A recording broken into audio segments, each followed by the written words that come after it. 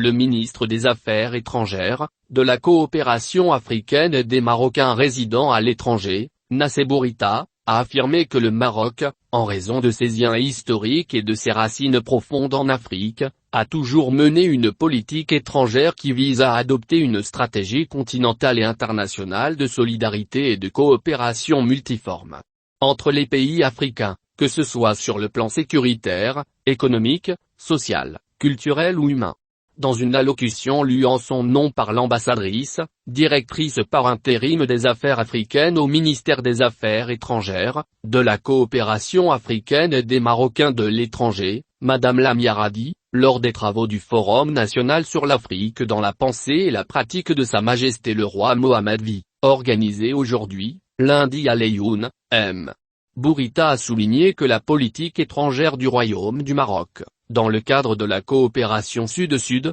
vise à consolider et à renforcer l'unité africaine conformément au rôle historique du Maroc dans la construction de l'édifice africain. Le ministre a indiqué que le retour du Maroc dans sa famille institutionnelle, l'Union africaine, à l'occasion du 28e sommet de l'Union le 30 janvier 2017 à Addis Abeba, est le fruit d'une politique volontariste de Sa Majesté le roi Mohammed V et d'une vision en faveur du développement de la coopération Sud-Sud. Il a noté que Sa Majesté le roi, depuis son accession au trône, a effectué des visites officielles dans plus de 30 pays africains, avec la volonté de Sa Majesté de faire progresser les relations de coopération avec les pays africains vers un partenariat stratégique actif et solidaire, notant que le arrêté ont abouti à la mise en œuvre de grands projets stratégiques, notamment le projet de gazoduc africain-atlantique, qui acheminera le gaz des pays africains producteurs vers l'Europe, outre la conclusion de plus de 1000 accords avec des pays africains dans divers domaines et la multiplicité des formes de coopération entre les secteurs publics et privés.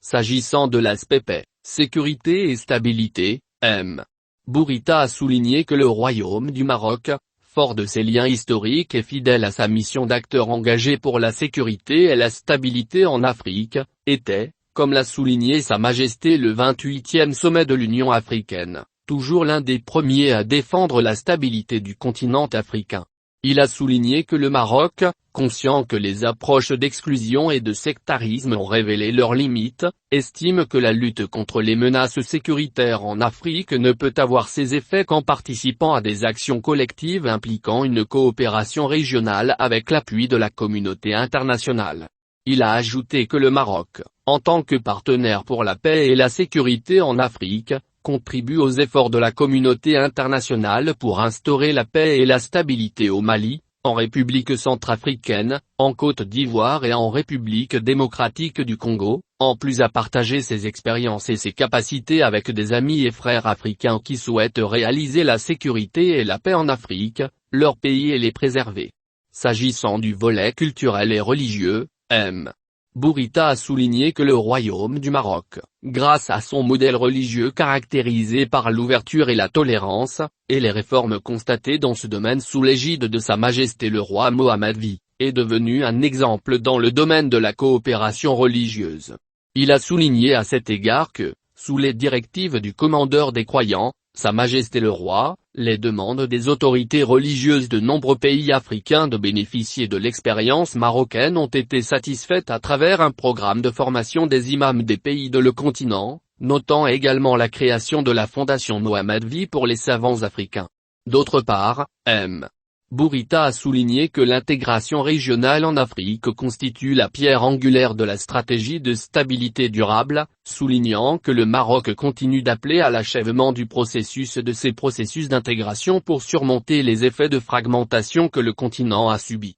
Soumis et de créer des espaces intégrés économiquement viables répondant aux aspirations légitimes des peuples en termes de liberté de circulation et de coprospérité. Le ministre a conclu que des efforts concertés et le renforcement de la concertation et du dialogue permettraient au continent africain de trouver des solutions appropriées aux problèmes qui entravent sa prospérité. Ce forum organisé, à l'occasion de la commémoration du 23e anniversaire de la glorieuse fête du trône, dans le cadre des activités de la 3e session de l'université saisonnière à Laayoune, par la faculté des sciences juridiques, économiques et sociales, Agdal de l'université Mohammed V, et l'Organisation pour la paix, la tolérance, la démocratie et les droits de l'homme, ont présenté un ensemble d'interventions axées sur la diplomatie royale et les rôles et opportunités de la coopération sud-sud, les relations maroco-africaines, un esprit de partenariat fort et déterminé, la dimension historique et spirituelle des relations maroco-africaines, aspect politique et géostratégique des relations maroco-africaines,